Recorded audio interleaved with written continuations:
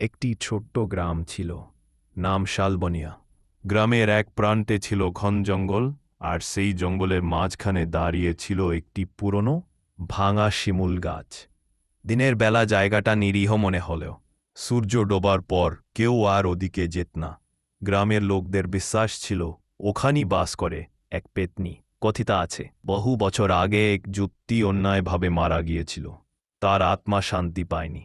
ধীরে ধীরে সেই অতৃপ্তা আত্মায় পেতনিতে পরিণত হয়। দিনে তাকে কেউ দেখতে পায় না, কিন্তু গভীর রাতে শিমুল গাছের নিচে তাকে দেখা যায়। লম্বা এলোমেলো চুল, সাদা শাড়ি, আর মাটিতে না ছোঁয়া পা।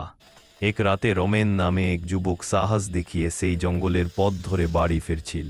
হঠাৎ পিছন থেকে বেসে এলে কাঁপানো কণ্ঠ, ওহে, একটু জল দেবে? রমেন থমকে দাঁড়াল। ঘুরে দেখে এক নারী দাঁড়িয়ে আছে, তার মুখ চুলে ঢাকা, শরীরটা অস্বাভাবিকভাবে স্থির। ভয়ে বুক কাঁপলেও রমেন জল বাড়িয়ে দিল।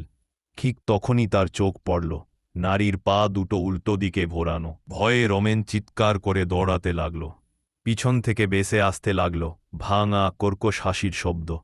কোনো মতে সে গ্রামে পৌঁছে অজ্ঞান হয়ে পড়ে।